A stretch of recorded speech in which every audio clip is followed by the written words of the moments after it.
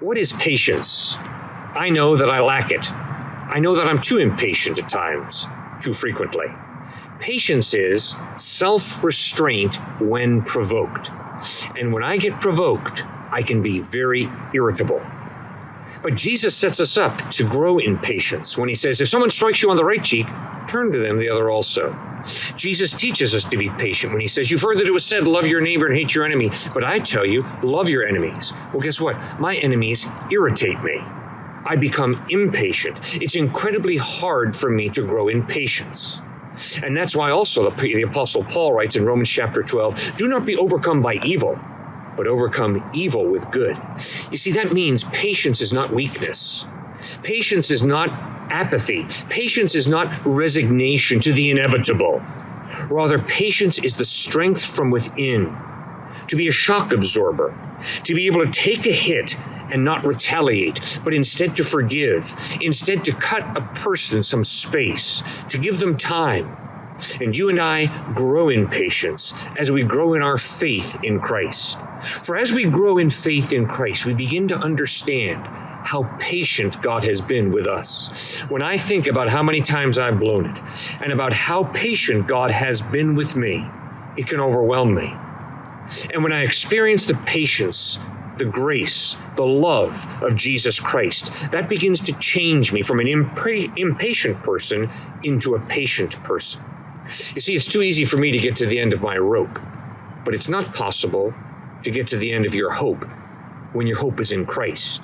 When your hope is ultimately in yourself, then when you get to the end of the rope, you're at the end of your hope. But when you put your faith in Christ, you know that he has eternity out there for you. And then that helps you to become patient. So instead of flying off the handle and being irritable and being impatient, you begin to grow in patience, in self-restraint with those who provoke you. Stuart, what do you think? James 5 verse 8 comes to mind. Be patient, stand firm, the Lord's coming is near.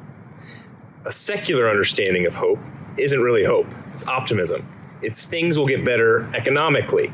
This nation will somehow get better. I think at this time, it's hard to say that that's going to be the case. Possibly, but it makes me think also about 1947, Howard Thurman's address at Harvard.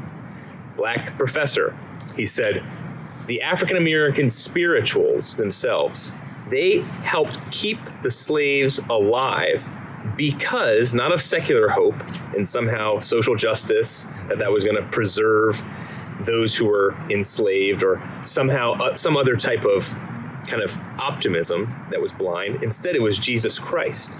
And understanding that Jesus Christ was here on earth, he is still with us today, and promises that his coming is near. That's a type of rock solid hope that Howard Thurman was referring to that couldn't be any more different from a type of optimism that so many secular folks or atheists really rely on. In the counseling office, it's so frequent that I see someone who simply tries to rely on my own type of accomplishments or setting my own standard in order to have some type of hope for myself in the future, to be great at something. It makes me think about Genesis chapter 32 with Jacob wrestling the angel. And he says, I will not let you go until you bless me, angel of the Lord. And it's interesting getting underneath what that means, the blessing piece. Talk about patience and hope. The Lord was so patient with Jacob, despite all of his different deceptions and sins. And yet it's Jacob there saying, I'm not going to let you go. I will be patient all night wrestling with you until you bless me, meaning I have to put you number one in my life in order to have this type of patience and hope. Makes me think too of Hebrews. It talks about we have this hope as an anchor for the soul, firm and secure.